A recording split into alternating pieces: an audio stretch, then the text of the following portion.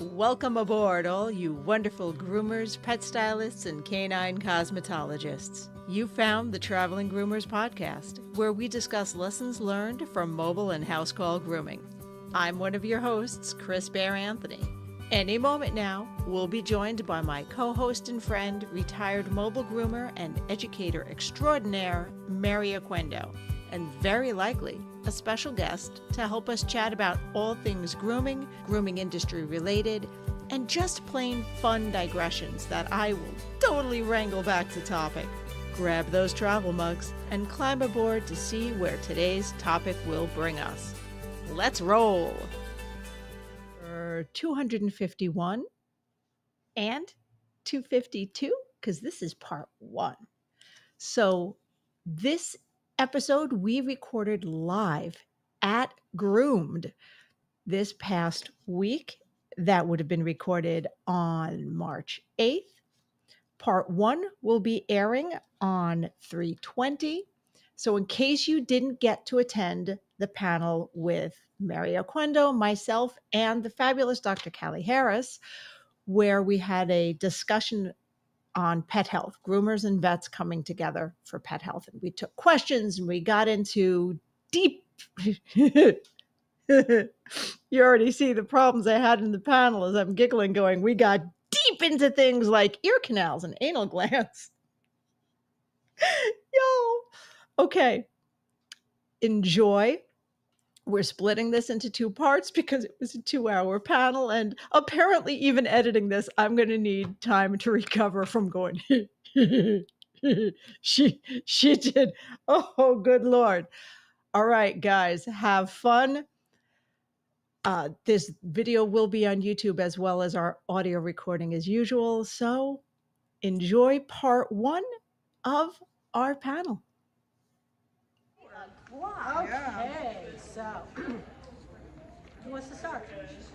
Who wants to start what? What class is this? What are we talking about? Yeah, maybe a nice introduction. Maybe we should introduce ourselves. Yes, Okay, yeah. wonderful. Is My mic is on. Okay, so check 1, 2, 3. Can you guys hear us okay? Do you want us to shut the door with that? Yes. Yeah, okay. Let's do it. Thank you, sir. Especially since we're recording for a podcast. So I will introduce what this is and then let our esteemed guests introduce themselves. So this is Groomers and Vets a Conversation, because we hear as groomers so many times, vet said. Well, we don't know that. So it's built up this animosity when we should be partners. We should be partners in the pet's health. So I almost introduced you when I said I wasn't going to. So this is... Hi guys, my name is Dr. Callie Harris and I am a veterinarian. I am super jazzed to be here with these lovely ladies as well as all of you guys, because I agree with Chris, like there's such an opportunity for us to really figure out how to build that bridge, right? As far as communication is concerned. A little bit of backstory on me. So I'm a proud graduate of Tuskegee University College of Veterinary Medicine. I came out many, many moons ago. I'm not gonna tell you the year, but it was a while ago. My clinical background is actually emergency medicine and critical care. So a lot of my comments today are going to be from an emergency point of view. I have dabbled in general practice, so I can certainly support some of these questions about ears and things like that, but I am an adrenaline junkie, so I like the really scary cases. And so that's what I did for many, many years, but then I transitioned over into industry. So in all transparency, I do work for a pet food company. So when we are talking nutrition, I'm going to try to remain as brand agnostic as possible, because I'm not here on their dime or on their support. I'm here really just to open up conversations on all things nutrition. My other side hustles, maybe you might have heard of a show called Pooch Perfect.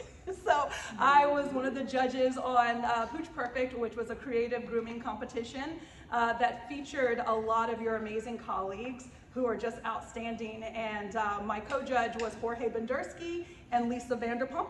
And I will tell you that the reason why I'm here today, besides obviously to discuss and answer all of these questions, is because I'm super passionate about really honing in on all experts of pet care. It's not just the veterinarian, it's not just the veterinary technician, it's you guys, the groomers, it's the trainers, it's, you know, dog enthusiasts, it's everything that's involved in pet care, where we all need to lock arms, come together, and make sure we can have ways to have open dialogue. So I'm super excited to be here with you guys. All right, for those who don't know me, I'm Mary Oquendo. I'm a certified master pet tech instructor, so I'm here teaching the first aid classes. I also are on 2 podcasts, Traveling Groomers and Veterinarians, and we are recording this for a future episode of both podcasts, okay? They're doing no live streaming here at the show, so they gave us permission to do so, all right? I primarily I'm retired from grooming. I was a mobile dog groomer. I'm retired from grooming, and I teach full-time. I'm the owner of Positive Educational Training, an author. I've got a couple books out there. So my passion here is that when I first went mobile, it was really good. I had really great relationships with, I'm gonna say, 90% of my local vets, okay? We can talk about the other 10%, but 90% of my vets, but part of that was because I was the one who reached out, okay? So, because I never expect people to know who I am, my name is Chris Bear-Anthony. I do the Traveling Groomers Podcast.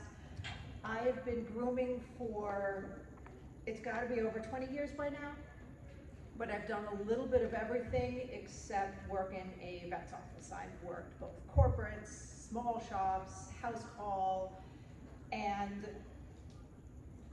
now I do the Traveling Groomers Podcast with Mary. And to me, the best time that I have with the clients in terms of able to care for their pets, because I do a lot of senior pets in house call as they're no longer able to travel to salons, is when I work together with vets. And coming up in corporate, all we heard was, well, the vet said this and the vet said that. And when you're in corporate and you don't have the same power to call and to check, it builds resentment.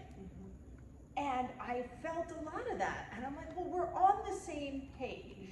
So that's why this part of it is so important to me, because I've been for years now going, we have to get groomers and vets together. We have to get groomers and vets together to understand, to figure out what's best for the pets, and to maybe cut out that middleman, because, you know, maybe they didn't say what we thought they said. Right.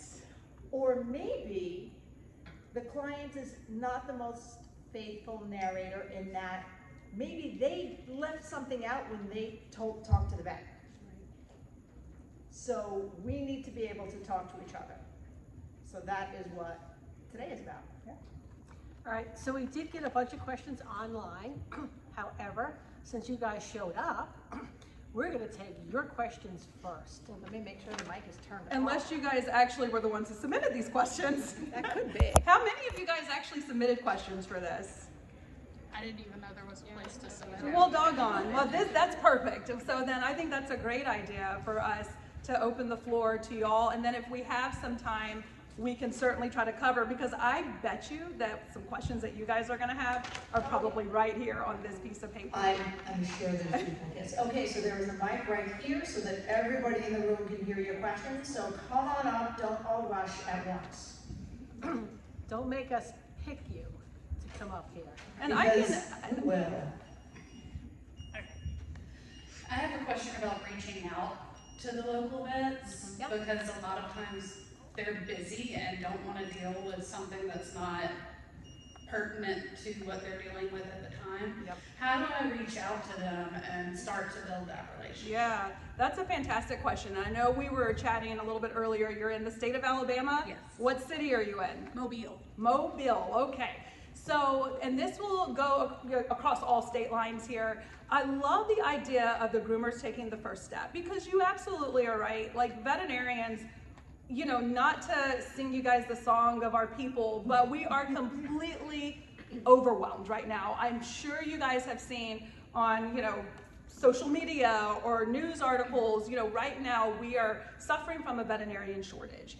And everybody knows that during the pandemic, everybody ran to get a pet. And as a result of that, you guys all got busy. We also got very busy. And so when I'm thinking about best practices to connect with veterinarians, I love a calling card. Like if I was in a practice in Mobile, if you just stopped by with your card and said, hey, I'm walking in, I don't want to take up much of your time, I want to drop my information right here at the front desk, because usually there's a gatekeeper, and we all know who those gatekeepers are, the receptionist, and just pass this off. You can even have like a bag of treats or, just something that sets you apart that's not going to be a heavy lift for you cost-wise or, just labor-wise. And I think that just by reaching out and extending information on how the vet can contact you, why you even drop the card off, I think any of that would be really supportive and make the vet or the vet assistant, the vet technician, or even the receptionist say, hey, I remember that young lady from that groomer, facility and here in Mobile that stopped by. Let me keep this here so I know who to contact. All right. And I think a lot of us realize that groomers went through issues with the pandemic, and a lot of groomers left grooming. I don't know that we always translate that to vets. Yeah. I don't think we always make the connection that y'all got slammed too. Yeah, not only did we get slammed, everybody understands that pet ownership, and you guys experience this too, pets are considered true family members, right? They're no longer, in many of our pet parents' eyes, considered property. As I think we all feel good about that, right? We all love our fur family members, but that also is going to increase that expectation of everybody, vets and groomers, liability of everybody, vets and groomers. And so when we're talking about communication with things that you see on your table that you want translated to the veterinarian, this is really an opportunity to CYA. Does everybody know what that means? Yes. Yeah, cover your arse. And so I think that this is just, again, just providing more reasons why that type of conversation should happen. All right, so I'll tell you how I got started with the vets in my area, and I had a really good relationship with most of them. So what I did is I called and I said I would like to come by. I just got my mobile grooming van, okay? I would like to come by. I would like you guys to see my mobile grooming van, see what it is I offer. I would like to make an appointment to see you. I said, and I'm like, right off the bat, I will bring donuts. Yeah, okay? And we all love to eat. And so they would set up a time, it was usually during like their lunch break. Can you come by tomorrow at 12 o'clock when everybody was like on break? And then I would have the vet, the staff, all coming out and walking through my van. So that was really, and it was that first vet that I did that with, that words kind of spread around. That someone coming by with donuts. And I think that was the bigger thing, okay? Yeah. But also, because I was mobile, they had a lot of clients that they no longer could go to a shop, but yet weren't really candidates for like sedation grooming. There was like that little bridge in between. Especially if you have a specific niche, like I groom senior pets, I groom cats, okay? That's really good information for the vet to know, and if you're willing to talk to them. Okay, so the vets came out I retired 5 years, okay? I still get a call from a couple of vets back east. Can I recommend somebody? All right, I would literally have 4 or 5 vets that would call me, even if they knew I wasn't taking any new clients, because then I knew the other groomers. They felt comfortable coming to me and saying, hey, who does show poodle trims? Because that wasn't me, okay? But we had some really good shop groomers that did some fabulous jobs. I could do that referral. So it went in saying that I'm not the end-all be-all. I'm part of a grooming community, all right? And have a conversation with me. My vet, actually during lunch, there was like a vet practice of about 5 vets, and they were debating whether or not we get tipped, okay? So they called me up during their lunch break. Wait, they were debating whether or not they got tipped No, or you got we tipped? got tipped. Okay. Do we tip the groomer? Oh yeah, that should be a... But there was an actual discussion that they called me up during lunch break. Do we tip the groomers? Yeah. Yeah. How much? Probably the same amount that you tip a server, okay?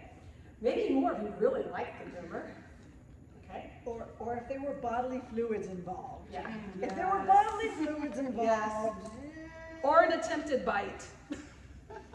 An attempted snap. Yeah. Right. So, like I said, I found when I made the effort, that really paid off long term for me, that I was open to listening to what they had to say and what I had to say. Okay, next. All right. Okay, did we answer your question? Yes. Okay, come on up and grab. Come on down. Okay. We just need some music. I forgot the music. Oh, the mic is right there. It's right here. Yeah. Fantastic. Okay, so this is kind of piggybacking off of that as well. So when we have things that we do as groomers and that a client may ask us to do something and that we disagree with, but they're saying, hey, our vet said it was okay. So for example given, I'm sure a lot of us, go about this. I can't wait to hear this. This is your plugging it in. Oh, yeah. Well, I'm going the other direction. Okay. So, my dog's shedding. Shave it down, please. He's a Labrador Retriever. Yeah. I'm like, hey, Yeah. let's not do that. That's not good. They're like, my vet said it's fine. It's okay. Yeah. In our knowledge as an industry, I feel like we're trying to move away from that. But how do we effectively communicate, like with those vets and say, hey, this is something that maybe I don't necessarily agree with. Yeah. How can we have a discussion about this and figure out a plan that's best for this pet? Yeah. So I'll tell you from the vet's perspective on this. I feel like a great way to, thank you for that question. I feel like a great way to really resolve some of those challenges of like combating what the vet says that might differ from what you guys are saying is owning your expertise in your area, right? I didn't go to grooming school. I just learned about scenarios that you mentioned about not shaving Pomeranians, right? Or shaving certain, dogs with different types of coats. These are not things that are taught to us in vet school. And so I think that from a vet's perspective, number one, we have to be understanding that we're experts in our field, but I want you guys to also take ownership that you're also experts in your own field too. And so if I had that client that came in to see me in my grooming facility and said, well, Dr. Callie Harris said it was okay to shave, then I would say, well, if you would like for me to talk to the vet about it, I'm happy to give her a call. When's a great time for me to reach out? Or I would even take a step further. You're talking about not shaving a dog. You're not talking about doing surgery on it. So I feel like, well, I appreciate what Dr. Harris said, but as far as what I understand as the expert in this, I'm more comfortable with using shears or what have you, right? And I think that that's fine to do. And it's not gonna step on my toes if a groomer does that. One more thing I'll say about that, I think sometimes people assume that vets are gonna get angry if you go against us. We don't care. We really don't, as long as you're not doing something medical to our patients. Yeah. If you're doing something that's going to only enhance them from your area of expertise, I'm going to thank you for not making me look stupid here and actually, shearing that dog versus shaving it down. Because I have another question that piggybacks on that before I go on a soapbox, but how much training do you guys get in skin and coat? Okay, so I did see that question on that piece of paper. Dermatology is a specialty. Okay. I'm not talking derms. I'm talking just healthy. That's amazing. Okay. I love how you broke that down because I think that there is this misperception that veterinarians don't understand skin. We absolutely learn dermatology. We go through rotation for that, but to your point, it doesn't really extend out to the health of the coat unless it's like the apparatus associated with the skin, right? And so, yeah, I know how to treat, a bacterial dermatitis. I know how to treat, a yeast infection. I know how to treat wounds, and these are the things that we're learning in vet school. But as far as how to really optimize a coat beyond like making nutritional recommendations, that's really where it ends in my training in a 4-year vet school. Okay. So I want to challenge y'all specifically that are here in this room, because y'all, we all know that there is, I'm not dissing any groomers who aren't here at trade shows, but you've all met the groomer who has not taken a class, who has not extended their knowledge. The fact that you guys are here attending a trade show, attending classes, and this panel means you're special. And you should be 100% comfortable in saying that you are experts in your field. Yes. And when they come at you like that and say, well, the vet says, and say, I would love for your vet to call me. Yes. Because I'm not talking about a dermatological issue. That's right. I'm not talking about an acute skincare issue. I'm talking about coat care. We are experts in coat care, and say, I would like to work with your vet to discuss this and understand it. And have the vet call you. Open up that conversation that way. Say, what vet is that that's telling you that they clearly need a box of donuts? Chocolate. Oh, specifically. But it's okay to say that you're an expert in coat care. Yeah. Because we're not talking about internal. Yeah. We're talking about external in the dog. And I know she's specifically going a little more in depth and talking about shaving double coated breeds can cause alopecia, and All can types of affect stuff. things. Their Yeah. coats don't grow back, and I learned all of that because I have a lot of groomer friends and I worked on the show. So that's where I gained my insight. But this stuff, you know, there are some veterinarians that have a little bit more knowledge on it that are like breeder enthusiasts or breeders. So they may know a little bit more about specific breeds and their coats, but like majority of us, we're not learning that specifically. And throw around that you go to trade shows. Throw around that. Say, well, my continuing education has shown. Yeah, well, I love that. When I first started grooming, however long ago, I thought the same way your vet did, but my continuing education specialty has been in coat care. And my continuing ed specialty has taught me this. I would love to have a conversation with your vet about it. And I'm pretty sure there's a skin and coat class here, am I correct? It's tomorrow morning. Okay, tomorrow morning, all right. There are also some really great skin and coat people out there. There's Chris Pearson, there's Michelle Knowles. They have great programs. Right? So invest in yourself, all right? Again, this is your field. You get continuing education, don't you? Oh yeah, we are required. Every state is different, and I know that's a whole nother conversation about the regulation and the standard of care for groomers. I mean, they have the same thing for breeders and all types of different pet care specialists. But yeah, vets, we have to stay active within our continuing education. There are things that I've learned now, umpteen years out of vet school, that I didn't know when I first graduated because of me coming to trade shows. So I have a question for you. Yeah, please. So I have a question with my vet about skin and coat, and he's not up on it. Yeah. Am I out of line to say, hey, this is the program I took? You know, this is how I would receive that. Okay. We've already talked about how vets are over inundated, i.e. overwhelmed. And so I think that something that took place through the pandemic that I actually welcome is that we did start to siphon out, you know, our cases in a sense of, I can't be the hero in everything. So in that scenario, I would say, you know what? I actually trust you. If you're gonna do the additional work in skin or in coat care, then please, let's rely on your information. I don't know if I have enough time to go on and take additional. Instead of putting something else on Yes, your vet's exactly. plate. Unless they want to. I mean, you could absolutely offer it, but if that were me, I'd be like, you got it, girl. You got it. All right, but that opens up the conversation. Yeah. Like, this is the education that I've taken. This is my certificate that I've completed. Yeah. All right? I'd be like, I trust you. And actually, what I love about the programs that are out there now for the groomers is we use the word esthetician. And it's the canine esthetician. Because when you go to the doctor and say you have severe acne, that's a dermatologist.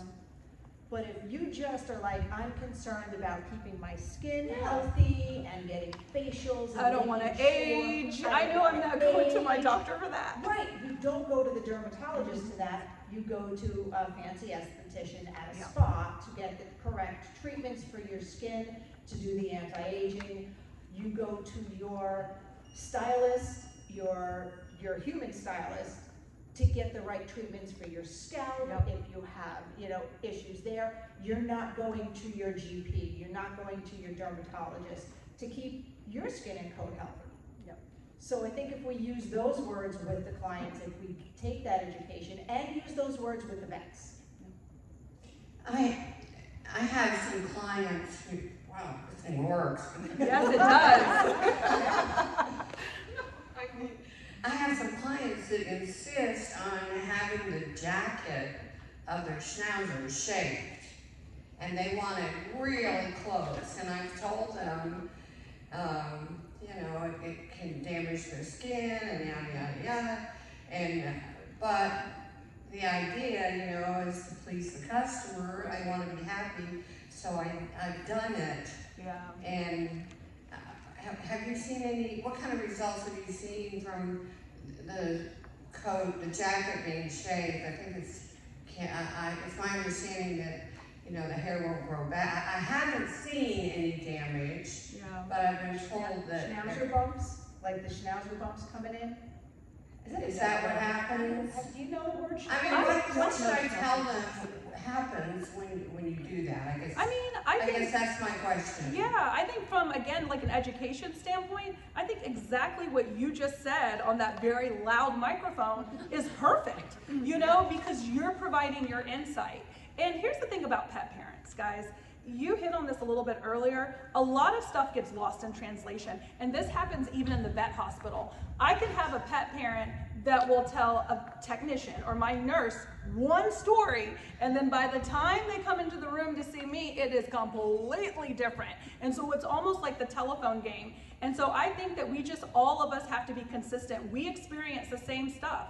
I mean, how many times have I had a pet that's come in, from a breeder or from a dog show enthusiast that is requiring me to not shave to place an IV catheter, or requiring me to not shave for appropriate venipuncture. And I have to take my stance in those scenarios and say, you have an option.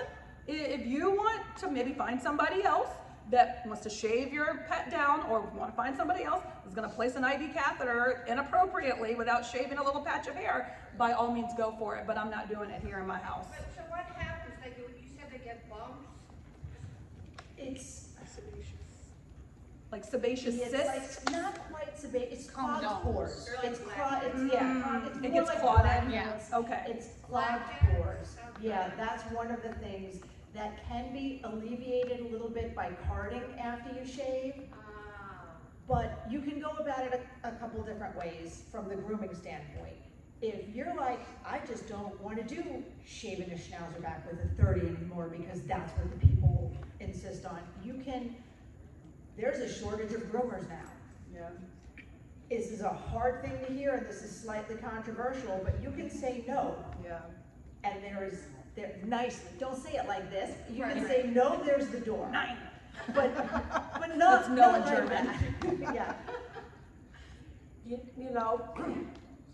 I like to frame things in a way that the owner can understand. Yes. So, I'm from the Northeast, and we're now an earthquake country.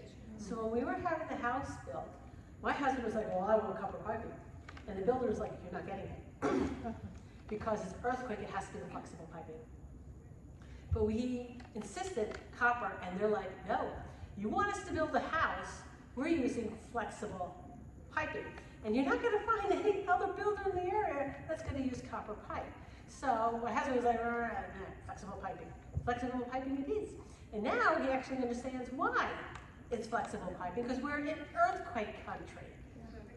All right, you can say no. We could have said no to that builder. We could have found some schmo to put in the house with copper piping. Okay, might not have passed inspection, might have been code violations, but nonetheless, it's your business. Okay, yeah. You can say no. don't have to groom everyone or in a manner. And you can simply say, hey, yes, I've been doing this for a long time, but you know what? I go to trade shows, I've taken some more classes of continuing education, and this is the reason why we no longer recommend doing it, because this is what can happen over time. Okay, so the blackheads and the bumps is what can happen over time. Yes. I would also say, and I know that this might be a very specific case too, always, in these scenarios, throw it back to the vet, because maybe there is something from a medical or nutritional standpoint that can be done to help that specific pet as well. Now, if you're seeing it in a whole population of schnauzers, then obviously stick with what you know to be true. But if you have that one particular pet that has these chronic scenarios that take place and that you're a little bit concerned about, I would throw that back on the vet's, responsibility to maybe offer up some different ways to manage that. Oh, that reminds me, I have a question for later. Okay. It's a water ear thing, but we got a mic on. Go for it.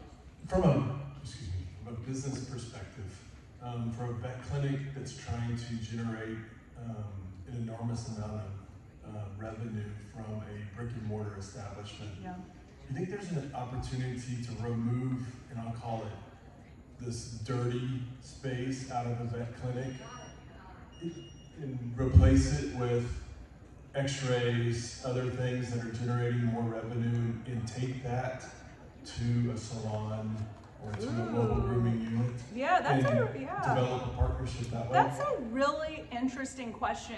I think that in the future, we're going to see more collaborative care. It's already taking place on the human side, and so I would imagine that on the vet side, we're gonna see almost like these centers where it's like a one-stop shop. I feel like from a vet's perspective, if I was a practice owner and I do have this tired space that I'm, needing to figure out what to do with it, I think that there's always the opportunity for a conversation, and that's even more of a way in and more of a partnership if we can toss business or revenue building ideas with one another. So I think that there's always a space for collaborating in that sense, and I think that that's going to be our future. And I have a lot of thoughts on how I'm going to be a part of that. Nice. Yes. Stay tuned. What about advances in technology, televet? Yeah, telehealth, it's hot. It's hot right now. And I mean, that kind of segues into thoughts about how we can collaborate and the way that we communicate. I think because telehealth, we are becoming more accustomed to it as patients. Like I've gone and I've consulted with a doctor via virtual consult. We're doing this on the vet side. They're doing it in veterinary behavior. They're doing it in nutrition. Maybe there's an opportunity in grooming to assess and evaluate like senior pets before they come in. So I think that there's still, again, just like this open door policy when we're talking about AI, telehealth, anything that's just really going to help with the progression of our businesses. Whew. Okay, we're going to take a very quick breather. And because this was recorded live, I just want to take a moment, and I'm going to bring this to you with limited commercial interruptions. That's right. I still want to thank our sponsors, especially since they were all there at the Atlanta Pet Fair. It was fantastic. I got to get to Ray Pet to order my towels because I was running low, and I absolutely rely on those wet pet towels to run my house call grooming business. I got to spend quality time with Mary and talk about positive educational training and some of the wonderful directions it's going to be going in the next year. I got to visit with Andis and stop by their booth. There is a clipper I have my eye on. I have got to admit, I'm an Andis girl. I've even converted to their trimmers now for the feet and the little touch-ups when I just need to grab something that's not connected to my Hanby hair vac, because I got to also stop by and visit with the team at Hanby, see some of the latest innovations they're putting in their grooming vans, because they never stop. They never stop coming out with new things. And saving the best for last, coming out with new things at Atlanta Pet Fair. Do you hear that? Yeah, I kind of don't either. This is Evolution's brand new Diamond Dust line of shears that I finally got my hands on at Atlanta Pet Fair. Ladies and gentlemen, this shear doesn't so much cut hair super precisely as the hair sees it coming and swoons out of the way in sheer overwhelmedness, because this is one of the best things I've ever had in my hand. Take that as you will. All right, so I did want to thank all of our sponsors for making this podcast possible. And the next time you're at a trade show or you're thinking you want to try something new or any of these products or education, check out our sponsors because they really do support us as groomers. Okay, I said limited commercial interruption. All right, back to the show. All right, do we have anyone else want to grab the mic? Or, pass it right behind you. Hi, I just had a couple quick questions. Yeah. Is there a place where groomers can learn accurate information online about dog nutrition? Ooh. I don't want to get into like don't. like that. Yes. I just want accurate information, something Yeah. I can use in practical. 100%. So again, I am going to do my very best to remain brand agnostic. So a place that I like to start with my clients is a website that's owned by WSAVA, the World Small Animal Veterinary Association. So WSAVA. They're a great like non-denominational, website to get a lot of great information from.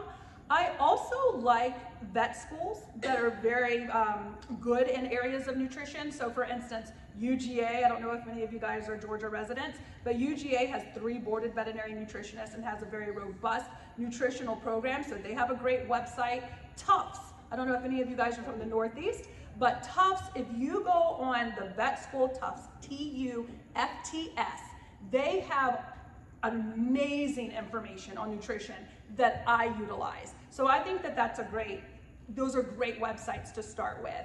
For me, with my company, there's 3 pillars for taking care of dogs. We do mobile, and it's the at-home care, what pets can do for what parents can do for their pets, what we can do to bridge the gap between our pet parents and their vet. Love that. An open line of communication is huge. And 3 is we have to be educated. Yes. You can't just have groomers in there that are just doing whatever, and you have to have a consistent source. Yeah, I mean, I could probably spend hours talking about the power of nutrition and how you guys play a role in that. So very transparently, I use a groomer who works out of Petco. Her name is Karen. She is amazing. I love her so much, and she's not here today because she's working. But she works in obviously a major company that has different agendas when it comes to marketing pet food, right? And I have witnessed, because a lot of times I go in there undercover, so people don't know that I'm a veterinarian, and I have had, the employees or other groomers that have tried to sell me on a product that I know is not a good product. And I feel so bad for them because I know that the education that they're getting, it's not from a credible source. They're getting it from whatever corporate entity is providing that information. So I would challenge, I think you asked a perfect question about resources. I would challenge all of you to just spend like 5 minutes, a day or an hour a week or something, just doing a deep dive into nutrition on some of those websites that I mentioned. And if you want to know brands and you want to talk more about that, I will stick around a little bit after this and I will share some other details on that. But for now, I think those are great non-denominational places. My other question kind of circles back to what we talked about with the Schnauzer bumps. I have a regular client of mine that I've been seeing every week following the vet's orders, watching them in a benzo peroxide solution to deal with very severe cystic acne. And I've tried everything. We've gotten them to switch over to a limited ingredient diet with higher quality like meat sources. And they've done an elimination diet. He's been dealing with it for 2 years, and I've tried everything. Shampoos with different active ingredients, everything from the whole microtype system to exactly what the vet recommends on the dot to hot compresses and everything. He's even had them surgically drained and removed, and they came back right away. Like, I got nothing. That sounds like a nightmare case. And I almost feel like, and I don't know if you have a relationship with that veterinarian, because I know we talked about training that vets get in vet school. We get basic information on dermatology, but then we also have colleagues that can go on and do residencies and become board certified in dermatology. And so in that scenario, that's where I would be encouraging that I know client. specifically, we're in Houston. Yep. They go to Gulf Coast Animal Yep. Hospital, which is their regional They're a headquarters, specialist, and yeah. They go to a dermatologist. Oh, and they're following still their strike. orders. Well, they need to, I don't know, that And dog. we're all just shaking our heads Yeah, going, you know, "It's I mean, and here's the thing, I would also say that getting a second or third or fourth pair of eyes on it Exactly. is, the next step was taking him to A&M. yes. Yeah. Texas A&M and getting him. I would in that situation. I have helped manage cases. Had a horrible seizure case many years ago, an epileptic Jack Russell Terrier that had been seen at UGA, had been seen at Auburn, then came to see me at my specialty practice. That was 3 different areas of specialty before we finally were able to figure out the right medications for that dog. So it's no diss to the current veterinarians that are working. It's no diss to all of the, you know, the compliancy that this owner is doing because they're following everyone's instructions, but maybe they just need a new set of eyes on this. Thank you. You're welcome. That's a great one. All right, well, pass the mic up this one.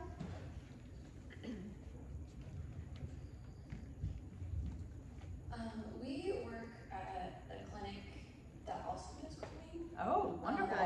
So I was really trying to build our side up a little bit. Yeah. We wanted to do like goodie bags, but we have, you know, we have elderly pets, we have diabetics, we have pancreatitis prone dogs. This dog can only eat certain things. Oh, yes. And this dog comes every week. Oh, So yes. that's allergies for. So did you have any recommendations of like treats and or toys? I was gonna say, forget the treats, just do toys. I would say that's the safest. You took the words right out of my mouth. I mean, there are hydrolyzed treats from different brands and different ways, but I think that if you want to just keep it simple, keep it easy, and not rock anybody's medical boat, I love a good toy. Something for the pet parents too. Like, pet parents like things as well. Yeah, we're just like trying to think, because you know, treats is like a good thing, but Right. also like not for what we're trying Okay, to do. what about treats for the owners? I Yeah. have an idea for you. I always meant to do this when I was building my business and I never got to, so here you go. There are companies online, and because corporations do give branded stuff all the time, giveaways. Get a nail file, get a human nail file, and get printed on it. Now that your nails are taken care of, how are your dogs? Oh, that's adorable. Look at that. On one side and then your business information on the other, you're welcome. You should have kept that to yourself and branded that and sold it to everybody. I That's should've okay. just sold that, Everybody's welcome. But there you go. I always thought that would be a good, because it's something they're gonna have around. I love that. Similar to a pen, but unique. Yeah. But yeah, giveaways for them as well. Yeah. All right, so where's the mic? It's over there. I have 2 completely different questions. Perfect. So my first one is, I've kind of accidentally a few times diagnosed dogs. Like I didn't tell the owner, but I was like, you might want to go and check for this based off of things I've seen with their coat skin. We've talked about this. Oh, I'm sorry. No, keep going. It's good. No, it's good. It's a good question though. One of those is like cushions. Is there Yeah. others like you could give that we could watch out for to Yeah. tell them to get tested for and stuff like that? You guys, y'all answer from your perspective.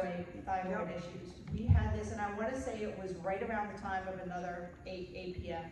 Anytime you see a change in the coat, they changed the name now. It's American Shepherd. It used to be the mini Aussies. And, you know, they're a double-coated breed. This dog had thick hair. And I noticed it because I had surgery. I was out for almost 3 months. I forget how long I was out for. And I came back and I went, whoa, they did some kind of de-shed on this dog because there is 0 undercoat left. I'm like, okay, maybe the groomer just did something like insane. But then the next time, there was no undercoat left. This dog's hair was thin, and it always had thick, thick hair. And it was, the owner was complaining, oh, he's fat. He's fat, I have it on a diet. I'm like, those are classic, in people too, those are classic thyroid symptoms. I'm like, well, what did the vet say? And I didn't say it right away. Yeah. I said, well, have they run a blood test because the coat's really thin? And the owner was getting so frustrated because the vet said they ran all the tests, or she told me the vet said. There we go. She told me the vet said they ran all the tests. And the vet's like, oh, the dog's got plenty of hair. Well, the dog is a double-coated breed, and it's basically single-coated at this point. Which the vet probably didn't recognize that. Which the vet probably, and we're the experts on coat care. And I finally talked her into getting a second opinion, just getting a second set of eyes. Because this woman who was like rail thin, one of those like, she was in my bougie neighborhood, like super thin, always walking and jogging and like this. Don't we love those people? Oh, she's lovely. But she felt horrible because her dog was now fat. And she's like, I reduced his food, he used to play, he had low energy. I'm like, ding, ding, ding. Please just get a test for this. And the way I phrase it is, look, I'm not diagnosing. That is your vet's job. But tell your vet to test for this so they can diagnose. Because I'm just going, get a thyroid test. So what I do when faced with that, I will tell them, hey, skin is the largest organ in the body. When there is a problem somewhere else in the body, it's going to take resources away from the skin and coat, which may appear as poor quality coat. It might be shedding more than normal, okay? You couple that with a change in behavior. Those are clear indicators you have an opportunity to catch something quickly. And if you catch it quickly, you can deal with it. So I phrase it like that, using the word quickly. Encouraging them to go now. Because I had a client who had a big hairy golden retriever. And I get there one day and I blow out all his coat. She was thrilled beyond belief, okay? But I'm like, this is not normal. I don't blow, and all I did, it was not even combing and brushing. The coat just blew out.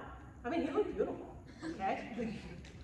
But that was not normal. He died a couple months later of cancer. And this is where the partnership comes in. Because you only see the vet, you don't see the vet. I do see myself every day. Yes. But you don't see the dogs maybe twice a year if it's a healthy dog. We're seeing that dog constantly. So we are going to pick up on that change and be able to tell you, hey, and that, Mary, you said it perfectly, I'm going to steal that. The skin is the largest organ. You can all steal that. I will just add to that too, like they hit on some amazing points. And your question is, what are some other diseases? I'm going to tell you from the vet's perspective, everything. Everything you can be an investigator with, because as Chris mentioned, I might see a patient once a year if it's healthy. How often are you guys seeing these pets? Yeah, multiple times. And this has been an idea of mine. We've talked about it, but it's almost like there needs to be some sort of charting system, or where you're writing a note of like, these are the changes. These are the things that I'm evaluating with your pet during this visit. Take this with you and go talk to your veterinarian. I'll take it another step, guys. I am obviously a vet. I have worked with countless patients, but I'm also a pet parent. And I will never forget, and I've told them the story before, my wonderful groomer who had to tell me when it was going to be the last time for my Pomeranian to be groomed because of his age and his condition. I was so closely adhered to Mickey that I wasn't seeing these changes that she could pick up because she knew how he was with each visit. And we were both bawling, okay? But she had to pull me aside, and I just give her so much credit for having the guts and the confidence to not just go to a pet parent, but a pet parent that's a veterinarian and say, I really think that this should be Mickey's last time. So you guys are the purveyors of this information, and you guys have your hands on these pets, your eyes on these pets, far more than I do. So write it down, chart it, talk to the pet parent about it, but write it down because often they don't translate. I'm a big proponent of writing things down. Please give this to your vet, with one exception, okay? Oh, here it is. Little Schnauzer was ancient, like 14, 15 years old, and I'm shaving this dog down bald, okay? And it had a sebaceous cyst on its back. And I'm thinking, it looks like it's about to pop. I know it's going to pop, so I'm just grooming around it, leaving it alone. And so I go to her, you have to take your dog to the vet right now. Okay, so I know exactly how this conversation went. The groomer says, I have to take the dog to the vet right this very minute. And the vet is like, of course, bring it in, because the vet thinks that I did something, all right? So she gets there, she puts the dog on the table, the vet's looking at the dog like, what's wrong with the dog? And then he calls me later to tell me the story, all right? So as soon as he said, well, what's wrong with the dog? It popped. Well, there's your answer. Yeah, and she passed out. Oh. But I knew this about her. I knew she couldn't handle anything. Yeah. All right, and that she needed to be at the vet when this happened. Yes. So yeah. And he's like, I'm going to recommend everybody to you. And I go, no, you're not, because I'm not taking any clients. Going on to that, I was thinking, like, when it comes to cysts of different types, I don't want to alarm my clients. Yeah. Is there a good way to know which ones are more concerning? Yeah. So what I tell my clients, because they come in and they're going to ask me a question about every little bump on their pet's body, if they're paying attention, or maybe their groomers have told them about it, I say track it. So keep an eye on how fast it's growing. And so I would encourage you to do the same thing. If you're seeing a pet every month or, every couple of months and you're tracking it, like making a note, keeping a notebook or whatever of that particular pet, track it. If it seems to be rapidly changing in size, if it seems painful at all to the pet, like if you touch on it and they don't like it, then they should immediately have it checked out. But if there's any rapid growth, that's a reason for a vet to investigate that, and I share that with my clients as well. Okay, questions? Did you have a second? Did we cover both of yours? Well, no. Okay. It's like I'm still holding this microphone. My other completely unrelated question was, what is your stance on heart murmurs in the grooming setting that doesn't have a clinic attached? Yeah, ooh, you guys are asking some amazing questions. And actually, there was a question like that with congestive heart failure that came through. So heart murmurs, just so you guys are aware, if you aren't, familiar with what that means, is an abnormal sound that we'll auscult, with our stethoscope. Heart murmurs can indicate that danger is there or it's impending. And so I don't ever like to treat murmurs as benign. I always recommend a further workup if I auscult a heart murmur, okay? And then there's certain types of dogs, certain ages of dogs where I get more concerned about their heart murmur. We also have a classification or severity of murmurs as well. So there's a lot that goes into just that murmur. What I will say is if you know that you have a pet that has a murmur, I would automatically get a write-off or some sort of indication from the veterinarian that they deem it safe for that pet to be groomed, because not every heart murmur is going to be the same. So if you're ever concerned, if the pet parent is like, yeah, Mikey here has congestive heart failure and he's on a bunch of different medications, I'm gonna be like, okay, I'm gonna need to get a write-up from the vet on Mikey just to make sure it's okay. You mean those little dogs you pick up and you just are holding them and you feel? Yeah. Because the thing is that they can be maintained on medications and they can go on and live okay lives for however long they're going to be maintained on that, but there are certain events that can trigger and can stimulate and cause stress in those patients. And so I would just throw that back to the veterinarian. Is it safe? Can I proceed with grooming? Give them a call, anything in that moment. Especially if the dogs are anxious. Yes. Exactly. I was going to say that's where talking to them comes in, because if the dog is perfect and behavior changes, talk to the vet and see what you can do. But if you know the dog has hated the dryer, you have tried everything its entire life, that's when you talk to the vet and you say, all right, what level of stress is acceptable for this dog? And if they say no, then you have to completely change how you groom the dog. Oh, my dog got fired from the groomer, Little Scrappy, because Little Scrappy was scrappy. And my groomer had to be like, okay, I know he acts like one way with you, but when he comes here, he is a maniac. And so because of that conversation, I was able to do some things for Little Scrappy before he showed up to the groomer. Okay, she brings up a really good point, all right? How many of us have gone to clients where I don't know what happened at the groomer, he was always so good, but now the groomer doesn't want to groom him anymore, she must have done something to him. How many times have we heard that? And it's not that the dog all of a sudden turned bad, as the groomer was putting up with it, but not telling the owner that this was a problem. Okay? I am very blunt with my clients. Okay? Your dog was a jerk today. Just letting you know. And it will bite you in the butt later if you fib to your clients. Because, and I don't always say your dog was a jerk today, and I'll be like, well, you know, Fluffy was loving. He was spirited. Those are the things we say. He did try to swallow my soul and just chew it up and poop it out. Yes. But there have been times when I've lost a client because I was honest with how their dog behaved, and they're like, well, I'm going back to so-and-so, or they just disappear, and I know they went back to so-and-so because they never had a problem. And I'm sure they were like, oh God, he's back. Yeah. So one of two things happened. There was something that groomer did that I didn't, or didn't that I did, that the dog reacted to, and maybe they were really better. Yeah. Or maybe they weren't, and the groomer just said, oh no, they were fine to get the business because the dog wasn't that bad, or it was deal-withable. Yeah. Is totally a word.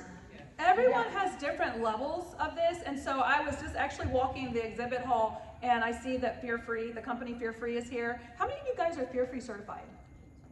I'm working on it. I think it's an excellent thing to obtain for everybody. As a veterinarian, I got my Fear Free certification.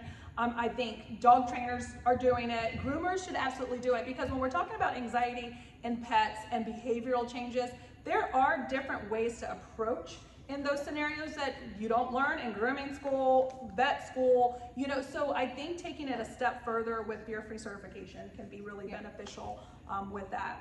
But to wrap up, what I was going to say is, if you do fib to your client and say the dog, eventually that's going to bite you, because either the dog's behavior gets worse and you're going to have to fire the client, and then the client is going to think you did something or something happened, or something will happen because the dog is moving and flailing and hating it more and more, and we have sharp objects, and an incident is going to happen, and the owner is going to be like, well, I don't understand how you could possibly cut Scruffy. Scruffy just stood there perfectly the entire time.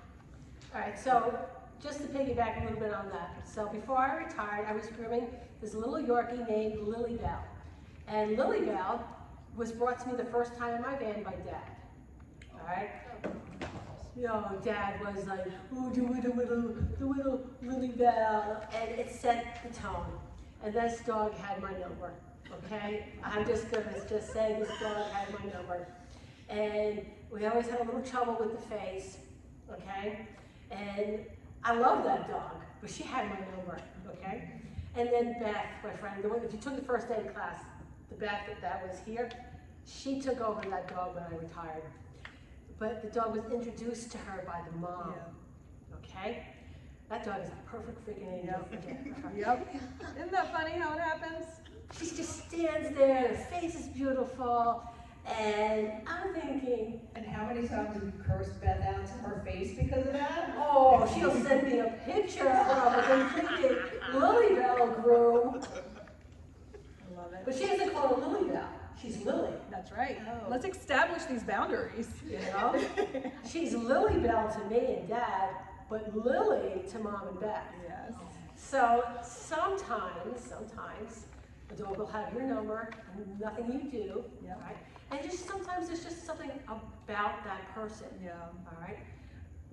Baby was my Chihuahua. That dog loved my husband. The sun rose and set on him. When my husband came home from work, he got the happy dance. All right. When I came home, it was like, oh hey, yeah, okay, good, that's awesome. See ya. So no food in my bowl. Gotta fix this. Okay. And Pooh Bear, so if you can follow me on social media, Pooh Bear, okay? Pooh Bear is my little min pin, lives in my sweatshirt. And he hates my husband if I'm there.